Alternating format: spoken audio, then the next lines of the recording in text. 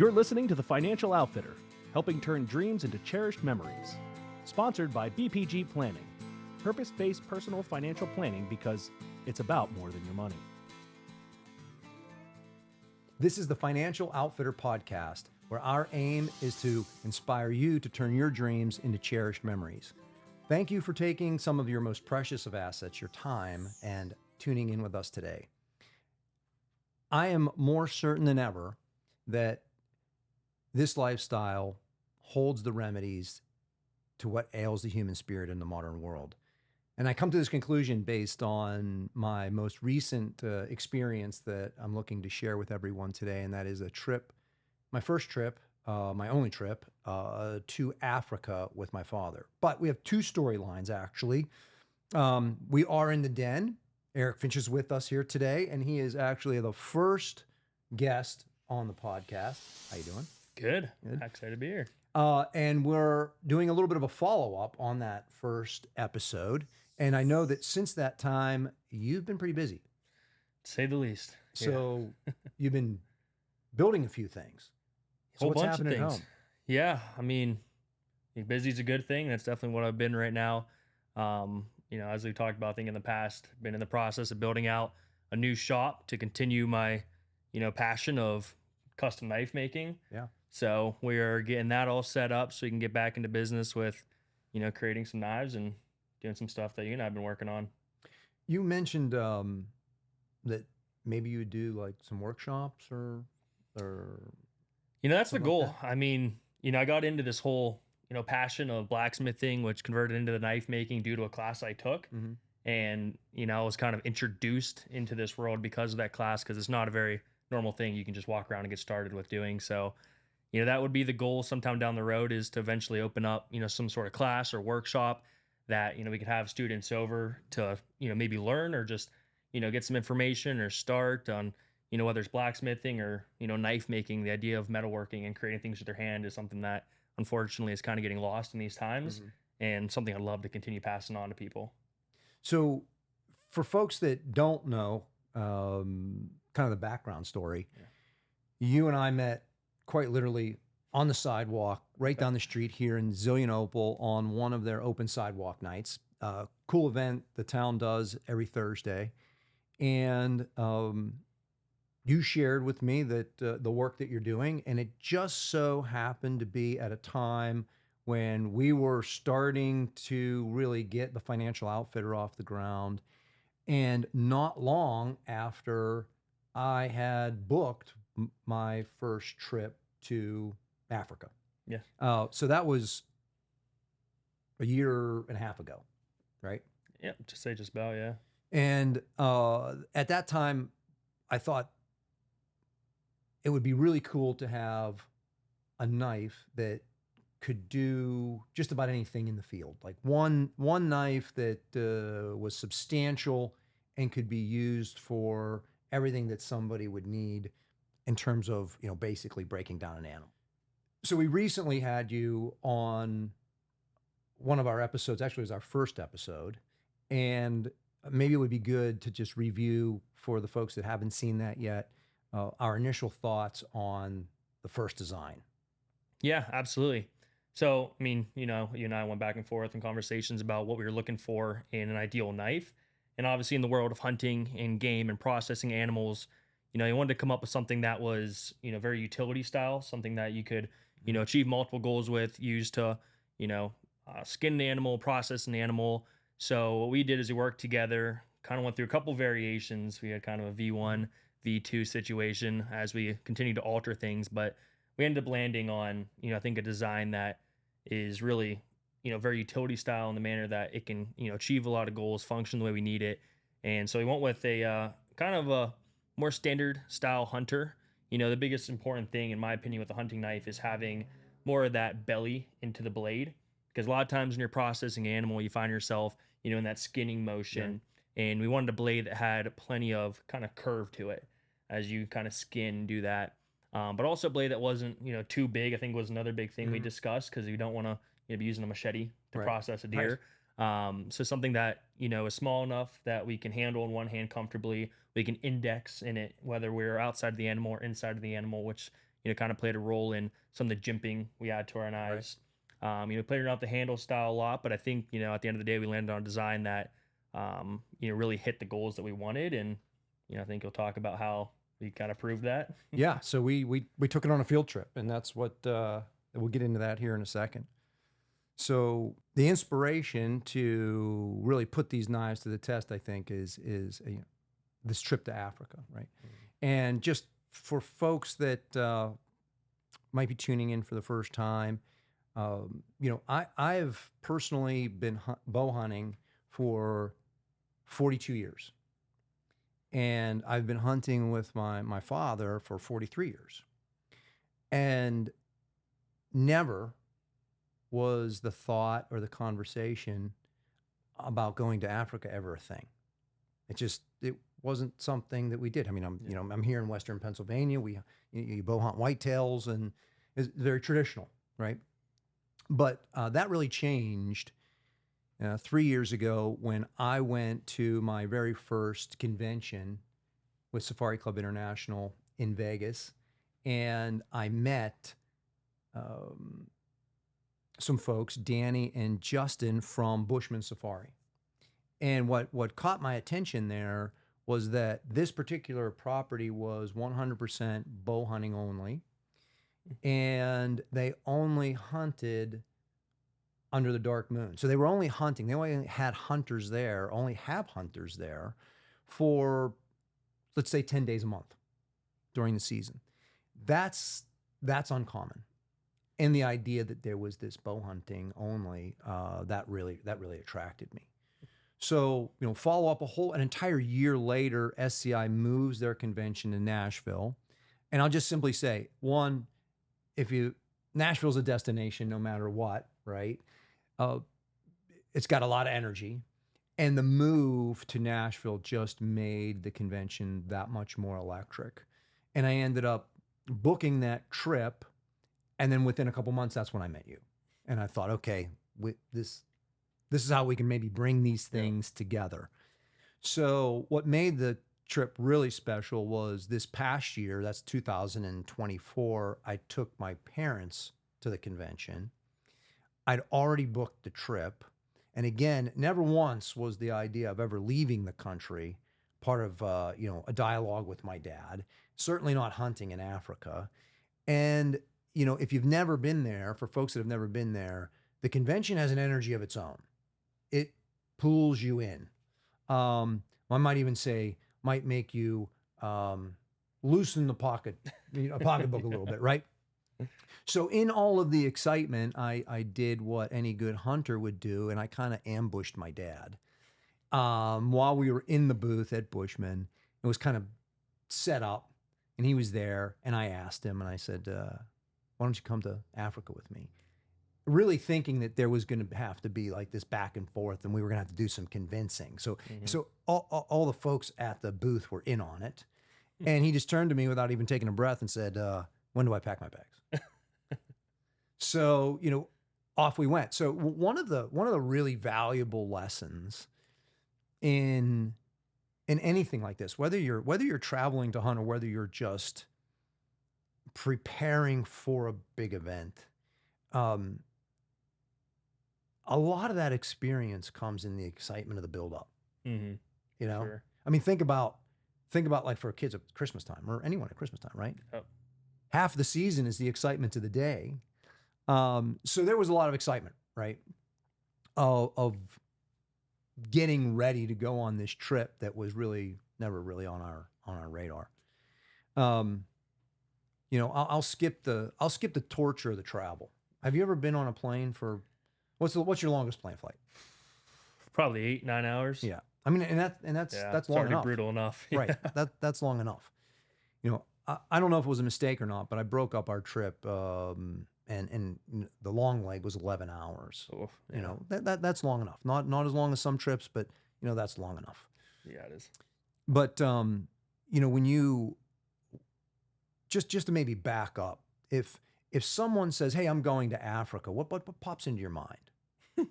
Probably hunting, honestly, in my opinion. Okay. Yeah. So any thoughts about the place in general? I mean, it's again, one of those kind of places I'm sure, you thought in the beginning of like, it's cool, probably never go there, but it would be really neat to go visit. I think naturally think of, kind of the culture there. And, Hmm. in my opinion, like I said, hunting is, I've watched all the ton of hunting videos growing up. Hmm. I hunted a lot as a kid, and Africa is always like, in my opinion, like the destination hunt. Like, that's how I always viewed it. Well, I mean, it's popular, Yeah. to say the least, right? But what I've found to be interesting is when, and again, I don't, not to be demeaning to anyone, but first off, Africa is a continent. Hmm. You know, I don't, when people say, oh, the general public, I'm not sure that people spend a lot of time thinking about this, right? The African continent is bigger than North America. Yeah. It stretches from like the lower end of Mexico, I don't know, all the way up, encompasses the 48, Canada, Alaska. It's giant. The equator is just below the belt line. So Africa's wildly diverse. And I think sometimes when you say Africa, people think like Tarzan or a desert or something. Yeah. And the truth is, it has it all because it's an entire continent. Yeah. And we were going to South Africa, which is a country, not just a region, right? It's a country. And the place that we were going in South Africa, the Limpopo region, very, very far north along the border of Botswana. A lot of interesting things happening there that you don't experience here in the United States, and obviously, and the value of travel is, I think, the perspective that you gain. I'm sure. So, maybe lesson two, the big lesson two is reinforcing a lesson of the people make the difference. So the people that we were with there, the professional hunters, they couldn't have been more sincerely interested in whether you were enjoying yourself and whether you had everything you need and whether everything was okay. And this becomes really important down the road because it's like having a fair weather friend. Mm. It's great, but what happens when things aren't great? Yeah. Like, how are they then, right? So these days were long. This is a bow hunting only, and we're not doing stalking. We're hunting from blinds. So you're physically in the blind maybe 6:30. It's dark. Okay? Again, you're at the southern end of this continent, and it's in the southern hemisphere. Yeah. We're going into spring here, they're going in the fall. Okay? So the seasons are opposite, their days are getting shorter, they're losing foliage, etc. And you're in this blind until it gets dark. The only time you're out is if you need to track an animal. So you could be physically in this blind for 11 hours. That's not for everyone. No. Right? No. You don't get to get up and walk around. It would be bad if, something happened to you while you're out just rolling around. Right? Yeah. But more importantly, how much time do you think you spend on your phone a day? Probably too much. A couple hours at least. I think in 2023, the average adult American was spending 8.5 hours a day of screen time, of total screen time. Right? Yeah, that's a lot. So take that person, send them over there, and you've got 11 hours with nothing. It's like, for some people, it might be going into detox. Yeah. Right? I mean, it's a shock to your system if you're not accustomed to it. I didn't think too much about it because I try to minimize my screen time, but still, you're in a blind, you're there for 11 hours. There is no cell service. Yeah. It's you and nature's TV. Yeah. Absolutely. Your dopamine comes from the experience. It's organic, right? Yeah. It's not manufactured and packaged on your phone. Yeah. So, when was the last time you sat still for? I work a remote job, Brian. Right. I sit still a lot.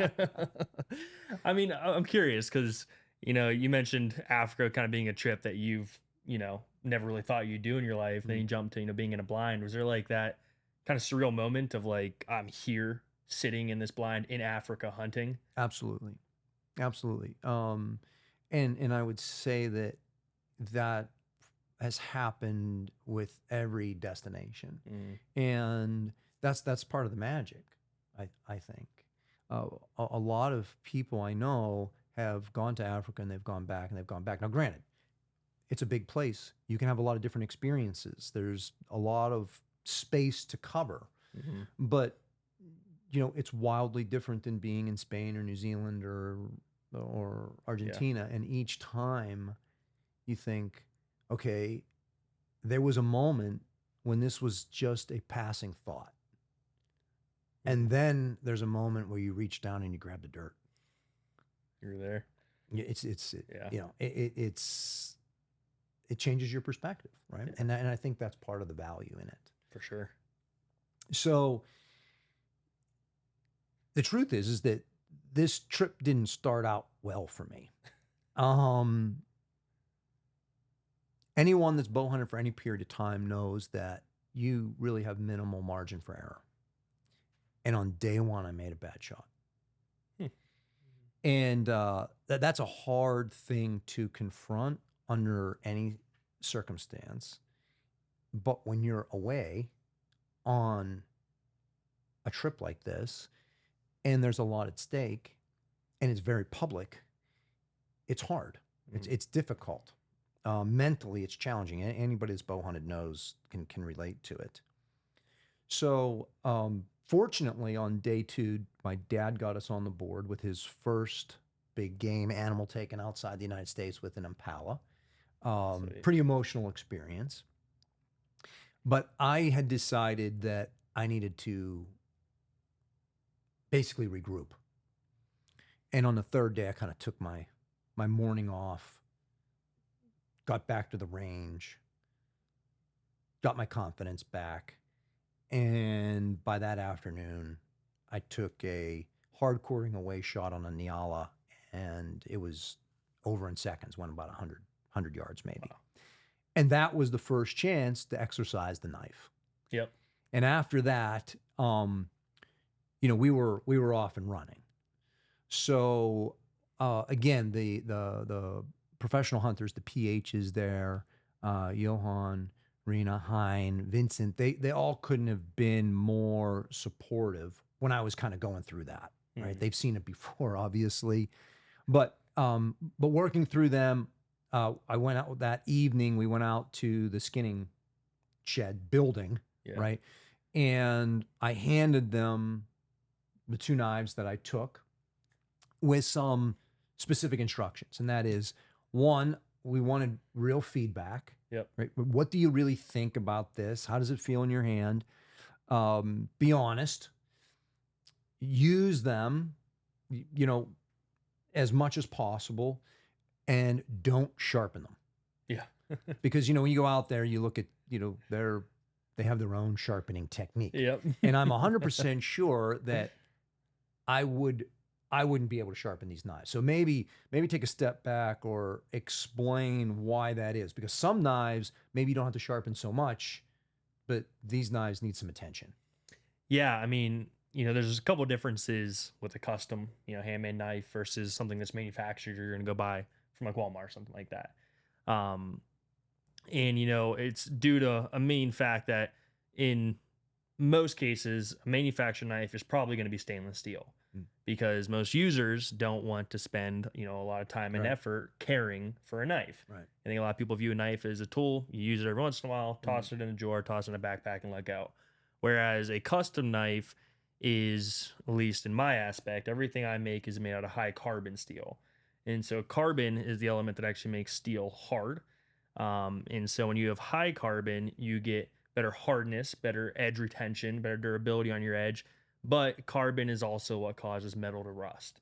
And so you kind of have that, ratio between, how much care do you want to put into a knife for, better, aspects of it versus how little care do you want to put into it to lose some things. Because with stainless steel, due to the less carbon in it and different elements that cause it to be less corrosion resistant, you don't get the exact same. You get a different mixture of, elements in the steel. So that stainless steel, beneficial because take it out on a hunt, cut up an animal, toss in your bag, let it go for a year because they won't rust. But in this case, the carbon knife, you have to, put care into it. It's like, if you have a gun, I'm sure you take care of it. You use it a while, you clean it, you oil it. A knife is, the same aspect, with high carbon. You use it, you make sure you clean it, dry it, and wax it, or, oil it. And so that's something that, it's up to you to really decide what you want, because, you kind of got to be the right person to put, care into something like that. I'm sure they didn't wax the blades between use. And I don't know exactly because I wasn't out there the whole time, but I do know that they probably broke down 6 animals. Yeah. And there's a big difference in the size of, say, a wildebeest or a gemsbuck. Yep. 700, 800 pound animal compared to even a big whitetail. Yeah. There's a lot more surface space to take care of. And of course, they're completely skinning everything, right? What I found interesting was they said, and it makes sense, but these animals are foreign to me. They said the warthog is the worst to skin on, for your blade, because they have so much sand.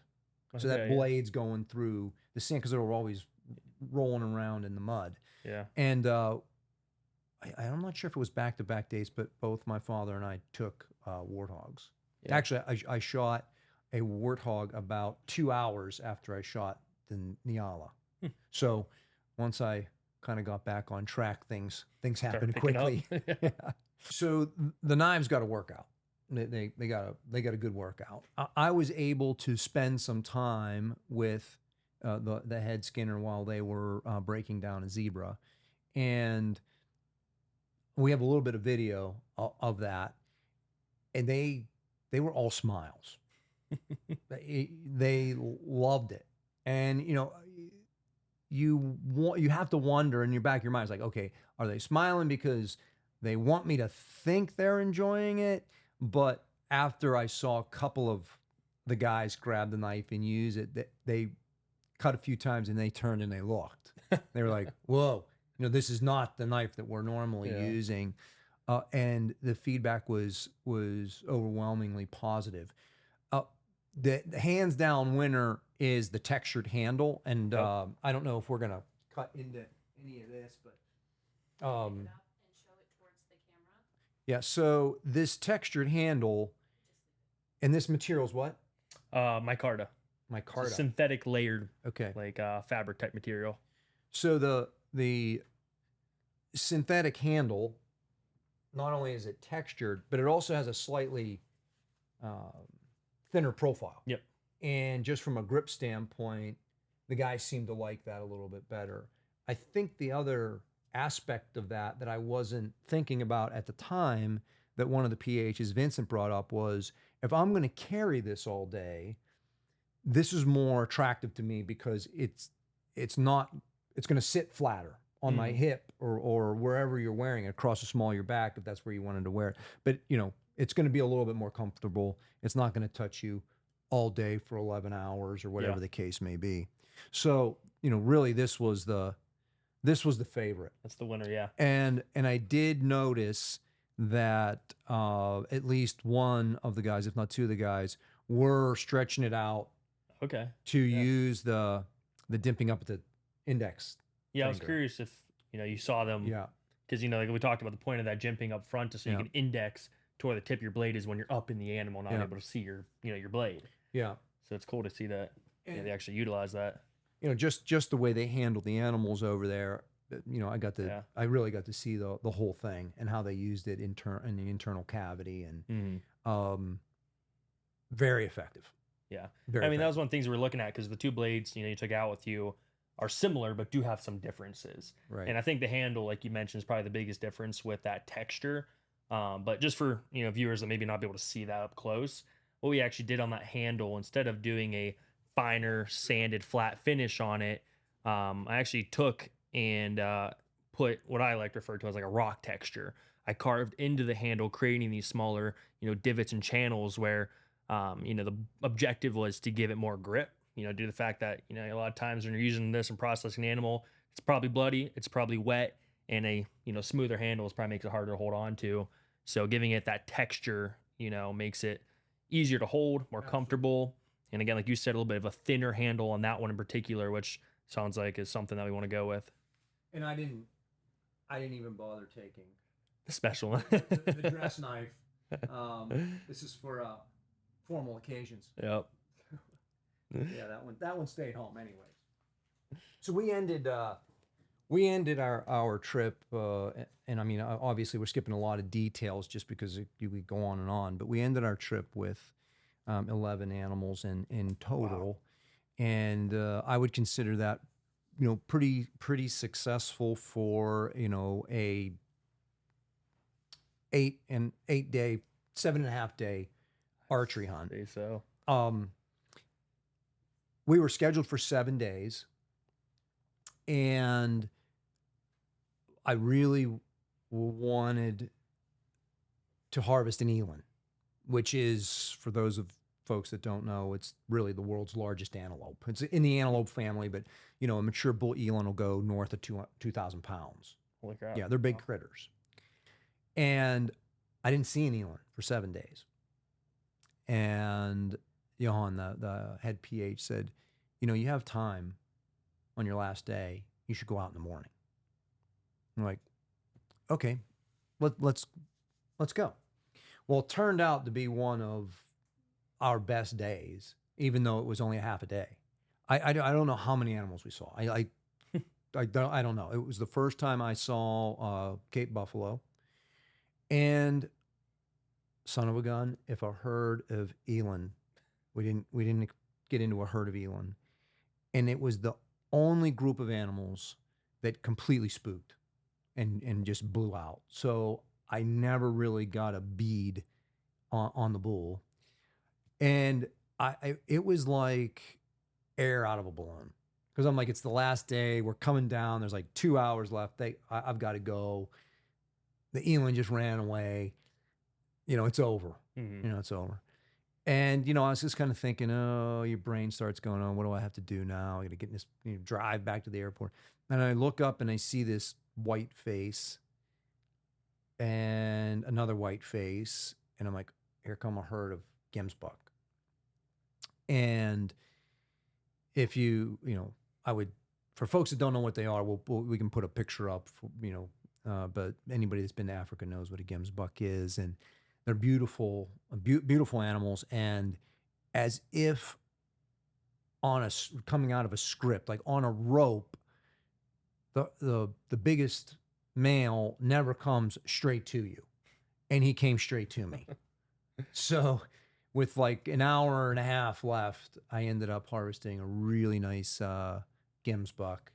And I will say that, all the harvests were like within seconds. Nice. Very, very effective. Is that the only gemsbuck you got on the trip? It was. My dad kind of going over there had his heart set on really wanting to harvest a gemsbuck. And after I took my Nyala and he saw it up close, he's like, okay, I if I got a chance for something like this, he goes, I would be thrilled. Yeah. And actually that's ended up what happening.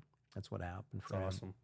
So you mentioned, you got 11 animals. Yep. You talked about a few of them there, but what were, the remainder of the animals you got? So that's both my father and I. Mm-hmm. So we both harvested impala. We both harvested warthog. We both harvested Nyala. Then my dad took a blue wildebeest, a great specimen, a good mature bull. I took a gray diker, which is one of the tiny 10, which is a really, really small antelope. The gemsbuck and 2 zebra. Did you yourself get 2 zebra? Or Yeah. Okay. Yeah. It's interesting because people have these, there's a term for this and I should know it, right? But you inject or you project human-like qualities on animals. Mm, yep. And people have these ideas about what these wild animals really are, and oftentimes they're wildly inaccurate. Yeah. So, for example, when we saw a giraffe, that's a surreal thing because you're like, okay, I'm not at the zoo, and you just see this head over top of the trees. Yeah. When giraffe are around, nothing else is around. Interesting. They don't play well, I guess. I don't Yeah. know. And zebra just kick everything, including one another. Super fidgety, very nervous animal. But I watched them like kick one another probably a dozen times. Mm. And you think, well, they get kicked and you hear it sounds like somebody whapping a football. Yeah. But one of the PHs had mentioned at dinner one night, they were like, we saw a zebra kick a I don't know what it was, but it was a young, immature, maybe it was a kudu or something like that, a young one, and killed it. Wow. Well, that's how they got to defend themselves somehow. So, nature is harmonious, but it's not always peaceful. Yeah. So It's the wild. yeah. Out of curiosity, because I never really thought about hunting a zebra, but is there like any attributes that like make one better than the other? Like what makes you pick out a zebra out of a herd to hunt? Yeah. So, one, and I never thought about this until I went over there, is every zebra is different. It's a fingerprint. It's a pattern. They look from a distance, they look the same. Yeah. And there are also multiple subspecies of zebra. Yeah. Just because there's a zebra in South Africa, that's not the same as, say, a mountain zebra in someplace else. Yeah. And I'm by no means an expert on African species, but there's clearly size. Yeah. And size is a good indication of age, because they obviously don't have antlers or horns. Mm. And usually it's like the big dominant male stallion, and this is true with a lot of different types of animals. They are separate. They operate like almost solo, not completely solo, but they stand back and they just watch. Mm-hmm. So, really, ideally, you would want to take the oldest, most mature animal, but sometimes that's just not the case. Yeah. So, look for a male and something that looks like it's not, a year old, right? That's not a great, it's not very scientific, right? But with some of the other animals, judging age or trophy size, I say trophy size because your trophy is in the trying, but it's also in the age. And that's often revealed through their headwear, their horn. Yep. And interestingly enough, that doesn't necessarily mean the biggest, but it does usually mean like the gnarliest. Yeah, 100%. You know. I got a good question for you. Okay. Since you've been up close to the zebra, is a zebra white with black stripes or black with white stripes? It's white with black stripes. That's confirmed? Yeah. That's the way my eyes saw it. Yeah. Okay. I'll take your word for it. So, I mean, from the beginning, we started talking, you met your dad throughout this whole thing and kind of the importance and how meaningful it was for you to take him on that hunt. And as someone that, grew up with a dad who's an avid hunter, always talks about, going to New Zealand, hunting red stag and, all these extravagant hunts. That's kind of my dream to someday be able to, do what you just did with your father and take him on that, once in a lifetime, hopefully more than once, but kind of hunt. Mm-hmm. I mean, was that kind of like you just, achieved a big goal you've wanted for a long time? Like how rewarding was that to finally do that for him? No, it's life-changing. It's the essence of the financial outfitter, to turn a dream into a cherished memory, right? The more emotion that's packed into that dream, the more cherished it is, the longer it lasts, the more vivid the memory, right? Never mind the fact that it's priceless. Yeah. So, and the important thing, and look, when I thought about, and I have thought for decades about being in a position to do something like this, but I didn't know that it was going to be Africa, right? Because again, that was like probably the last place that I ever would have thought this would happen. But when you consistently strive for something, windows of opportunity present themselves. And this was a clear window of opportunity. It took me, well, half a century, right, to get to that point. But all of a sudden, an opportunity is here where it's something that he can do, and not just hunt, but bow hunt, because that's our passion, right? It's not just hunting, it's bow hunting. And this kind of dovetails off of a conversation I was having right before we started, today's episode. And that is that you need to have a plan. And that even if that plan isn't executed to the T, you still have to have a plan, because if you don't, it's just a daydream. Like that. And it becomes it's always someday, never today. Yep. So, even if you don't know how you're going to make it happen, you've got to grab a hold of that dream. You got to hold on to it, because a whole bunch of people are going to try to take it from you, right? They're going to beat it down, tell you it's not a good idea, whatever it is, right? Don't do that, or it's not theirs. It's yours. And it's your job to defend it and hold on to it as long as it takes until you make it happen. Now, it also helps if you take some tangible steps. Okay. So before I went on my first trip, I thought about it for a decade. I didn't have the ability to do it, but it was on my mind, and I began to take tangible steps. I started to do research. And I'll just say this straight away.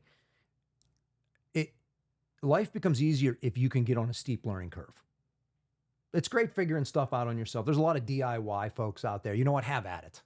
Okay. I don't have time to figure every single thing out on my own. Yeah. There's a lot of good people out there that know a lot of stuff that'll help you. So why wouldn't you want to talk to them? And Safari Club International is a fantastic resource that's next to nothing to become a member. And not only do you have, a vetted group of people to begin to talk to, you have thousands of people that have been there and done it. Mm-hmm. So now all of a sudden, what is simply a dream begins to take shape. And you begin to go, okay, no, I might not be able to do that, but I might be able to do that. And I might not be able to do it next year, but I might be able to. I started thinking about this trip 3 years before I took it. And that's fairly normal for any of my trips. And when I book them, I mean, maybe this isn't such a great thing to say, but I don't know how I'm going to do it. I'm not, Figure it out. I gotta figure out a way from a business standpoint to continue to run a business and be able to achieve something on the side that doesn't disrupt that. Yep. Right. Balance. And that usually means going the extra mile and doing something different. So, but yeah, I mean, absolutely. It was a dream. And it was a dream that, I had a plan for, and it was backed by the emotional energy that you need to make it happen. I'm sure. It's gotta be rewarding. It's very rewarding. It's awesome. It's, well, a really good memory, it sounds corny, but it's like wine. It gets better with time. Yeah. You look back upon it with greater fondness. Yeah. As that distance grows. Right? It takes on a new depth, a new color. So, do you have a memory from this trip that was like the, best thing that happened, or? Man, I've had that thought, like, which one was it? And I don't know, but maybe I would say when we walked up on my dad's blue wildebeest. It was a really tense hunt. Yeah. It's a big animal. Yeah. And And I mean, I know how I felt when I walked up on the first stag that I shot, right? It's bigger than what you're accustomed to seeing. So that has an impact on the experience. But then to walk up on something that's as foreign to you as, a blue wildebeest. Yeah. I saw one in National Geographic once, right? Yep. And just the size of the animal and its beauty and its color and just how everything went down. It was a very emotional recovery. Yeah. So Okay. that one really sticks out for me. That's awesome. One more thing, I guess I'm really curious about, and I think probably a lot of other people can relate to, as someone that hunts. Whitetail is pretty much the biggest thing Sure. I've ever killed. But that feeling of whether or not you're gonna kill an animal, you're sitting out there in the tree stand, you've been sitting there for hours in the cold, and you just hear brush move, let alone start seeing deer come out, and you start shaking and getting that adrenaline dump. Do you still, after hunting for you said decades, a dream hunt like that, you still get that feeling to this day? Oh my God, yeah. It's debilitating sometimes. Yeah. I still, so this is another story that I've actually already written, but one of my most rewarding hunts that I've ever had was a white-tailed doe that I harvested last January. Mhm. And it was at the end, it was the last day of the season. It was like right at shooting time. I'd been in the snow for 2 days, freezing, and I was doing it to prove a point to myself, and that was that I can still tough it out, and I can Yep. still do this, um, and yeah, I'm lucky. I think I'm lucky that I hit that deer. I mean, because I had drawn on it 4 times, Wow. and I had to let up. And every Yep. single time, my adrenaline just kept going up and up and up. Yep. And this isn't like a bugling, screaming elk. Yeah. This is a white-tailed doe on my property. Yeah. And that's, man, when that's gone, it's over. Yeah. Yeah. That's a feeling I don't think, Yeah. it's hard to compare to anything else. No, I mean, you're not getting that from a hole in one. Yeah. Yeah.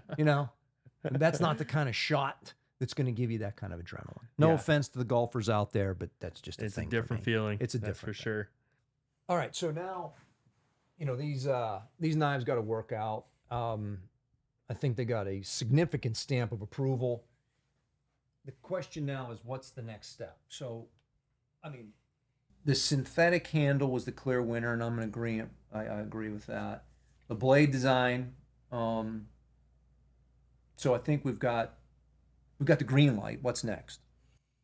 Yeah. So, based off the information we got from the skinners out there in Africa, like what you just mentioned, I think the one you're holding in your left hand there at the synthetic brown micarta handle is probably, I think, the ideal blade profile and overall design, material, the way it's structured. So, that was really the biggest question, is how do you decide on design that's going to be the one we choose without testing it? So I'm glad that we had that opportunity to confirm that. We know what we want. We know what is liked. So moving forward, I think we're going to do not too many updates or changes to the blade. Something Brian and I've been working on is getting, the financial outfitter onto this knife. How can we connect this to the financial outfitter? Yeah. So we had a custom hot stamp created. And what that is, it's a steel stamp that you hammer into the steel when it was red hot.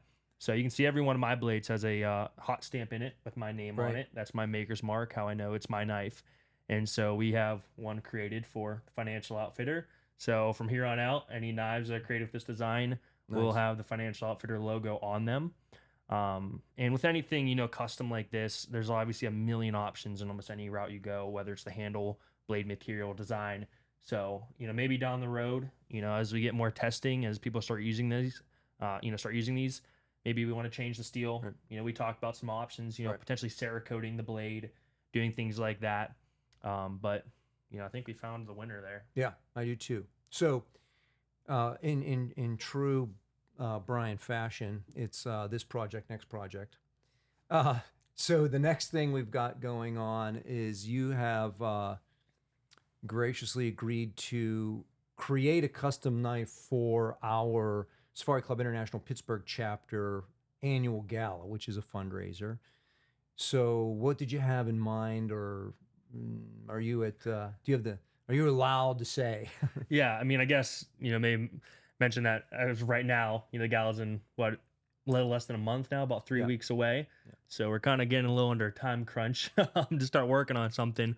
But I do have a pretty cool idea. I think I want to go with. One of the terms that I always use for the things I create is functional art. It's not just a knife, it's not just a tool, it's also a piece of art that is, very meticulously handcrafted. And so plan is to kind of really combine those two between, function and art and create a functionable design, something very similar to what we want here, maybe the exact same, since this is obviously for Yeah. hunters, but, put a little extra effort into it in the aspect of, the handle, the steel, like you have the more, what do you call it, the formal knife. Yeah. Your black tie knife. Yeah, make something that, you could use if you wanted to use it, but Right. you're probably not going to type knife. Do some Damascus steel, which is always a fan favorite. Absolutely. And then maybe a cool, combination of handle materials like that one you have there has, woolly mammoth molar in the handle. Yeah, well, we might want to get a close up of that, because that's another reason why this knife stayed at home. The brown section of the handle, not something you hear every day. And, obviously with the thickness of this handle, It's a hefty knife. it's hefty, and not that you couldn't use it, but it's finished very fine. So little slippery. Would be a little slippery. Yeah. If your hands were Wouldn't cold. want to get it bloody and use it. So, but yeah, pretty cool added feature, that's for sure. Yeah, maybe what we'll do for this one, actually have a piece of giraffe bone I've been holding on to for a while. Maybe we could find a way to use that in the handle. Well, this is your target market for that. Yeah, see what we can put in there. Maybe we have to get some of your, what are those pig things you killed? What are they called?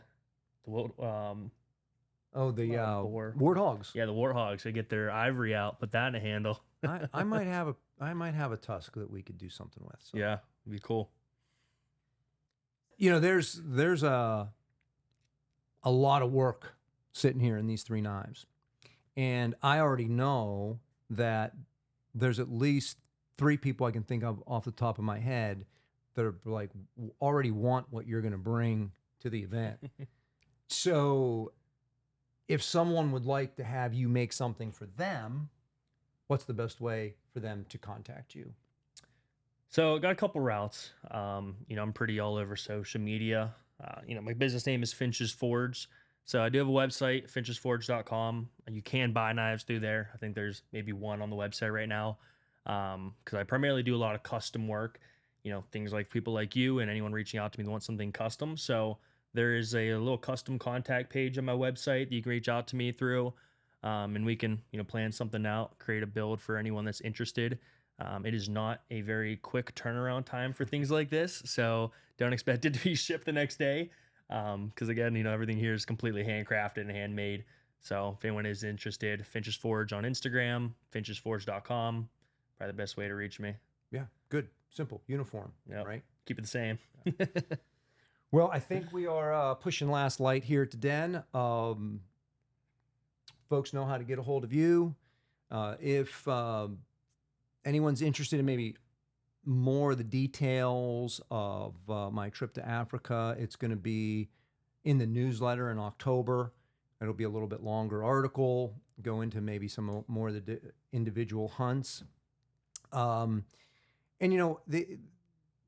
I feel like just with the environment we're in, I like to just make the comment that there are a lot of independent, sovereign countries in the continent of Africa,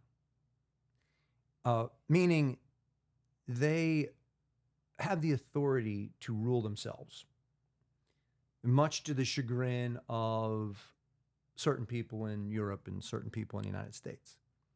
And we should think hard before we pass judgment on people that live in places that you've never been. I'll just leave it at that. My experience has been that many of the folks in position of decision making when it comes to their natural resources are doing the best job that they can. So remember, when you subscribe to the Financial Outfitter podcast, you are not part of the herd.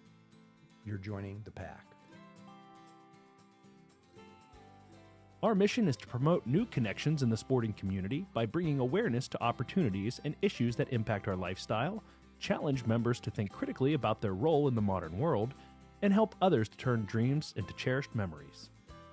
This episode is sponsored by BPG Planning, purpose-based personal financial planning because it's about more than your money.